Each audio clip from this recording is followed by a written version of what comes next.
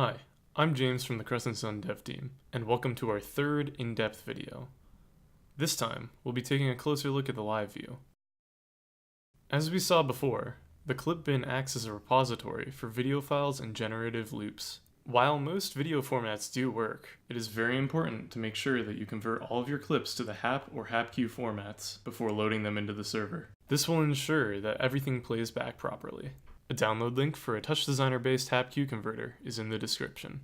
In the basics tutorial, sample clips were used, but you can load your own video files. Here, I have navigated to a folder in Windows that is filled with VJ clips. Inside, the clips are organized into folders. Load your clips by simply dragging them into the clip bin from Windows. You will be prompted to automatically tag your clips based on the names of the folders they're found in. So in this case, when I click Yes, Crescent Sun will organize all of the importing clips into tag groups that correspond with the subfolders that they're found in. You can see 3 new tags have appeared in the clip bin, and you can use these tag groups to filter the categories of the clips that you want to preview and access. You can also make your own user tags by clicking the Add New Tag button, naming your new section, and clicking Add to finalize it.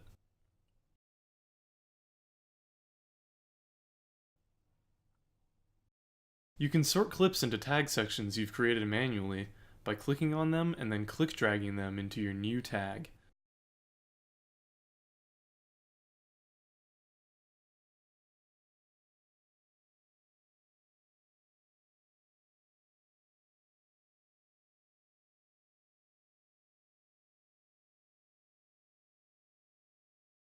You can also multi-select in the clip bin by holding Shift when you click on a new clip, letting you tag multiple clips at once.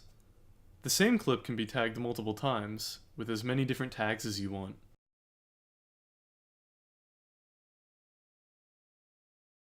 There are a few ways to remove tags from clips. If you click on this Remove Tags button, you can either select to delete the tag sections you currently have selected, or delete all existing tag sections. You can also click drag a clip into the Delete Tag button, and it will remove all user-generated tags from that clip. One last thing about the clip bin. Video clip previews can be scrubbed from start to finish by hovering your mouse over them and moving it from left to right, with left being the beginning of the clip and the right being the end.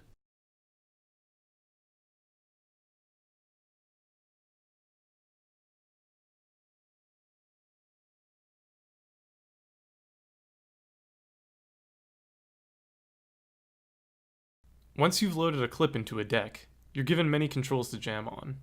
By default, the speed dial is linked to the beat grid in the toolbar, but you can temporarily override this here. Of course, moving the speed in the beat grid returns its control. Every video also has red, green, and blue controls, which you can use to subtractively change the color of a clip. For instance, turning down the red leaves only the green and blue of a clip, resulting in a kind of aqua teal color. Clips can be paused with the play-pause radio buttons, but they can also be muted, which replaces the clip with transparency. At the top of each deck, you will see a moving playhead which shows where in the clip you currently are. If you press the Q button, the clip restarts its playback from the beginning of the clip.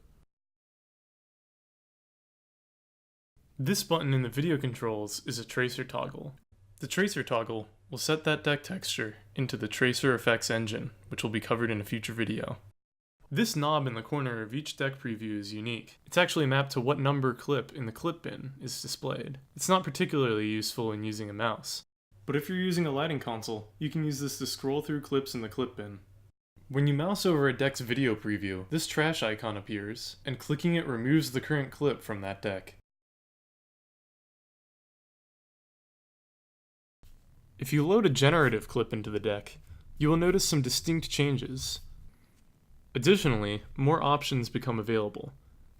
These options will be unique to each generative clip, so mess around with them all to see what they do. In the center of the Crescent Sun live view is the crossfader, along with its previews and controls. The crossfader itself has a slider that controls its output brightness, which is useful for dimming the screen or even as an emergency blackout. At the top of it is a preview window with the world editor, which you can control the view of in the world editor itself. This horizontal slider acts as a crossfader, much like on DJ mixers. Above it, you can see 3 previews. The left is a preview of the combination of decks A and B, and on the right is a preview of decks C and D. Deck A will always be rendered atop deck B, and C over top of D. The middle preview is what the output would look like if you put your crossfader directly in the center, and below the crossfade slider is a large selection of transfer modes, which work like the transfer modes for layers in Photoshop, After Effects, and other visual programs.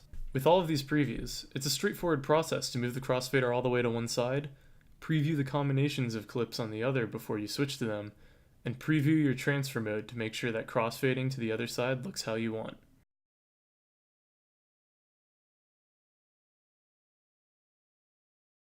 In Bin B on the bottom right, you'll find the Cue Sequencer tab, which is still in development, and the FX tab. The FX tab contains all of the effects currently in Crescent Sun. To apply an effect to a deck, simply drag and drop it from the Effects tab into the effects pipeline below the desired deck. You can also apply effects to the final output by adding them to the pipeline below the crossfader.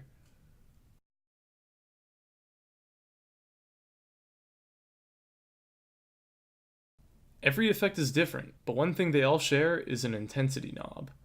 This intensity knob essentially fades between the original output and the result of the applied effect. You can also add multiple effects to the same pipeline. Much like in Adobe After Effects, effects are applied to the deck from top to bottom, meaning effects at the bottom of the pipeline are applied last and those at the top are applied first.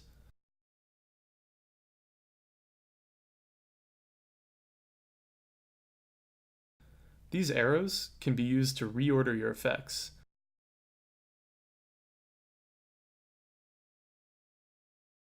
And clicking the X will remove an effect from your pipeline. Additionally, clicking the trash symbol on the pipeline clears all of the effects from it. Like everything else in the server, the knobs and buttons present on each effect can be mapped. The last thing I'll be going over is the beat grid. As mentioned before, the beat grid controls the speed of clips, but it has more functions. You can click on any of these 4 slider bars, and then drag them to any mappable object to map them.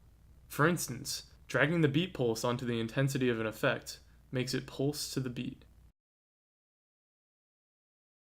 If you know the BPM of the music that you're VJing, for instance dubstep at 140 BPM, you can type it in here to make sure the speed is correct.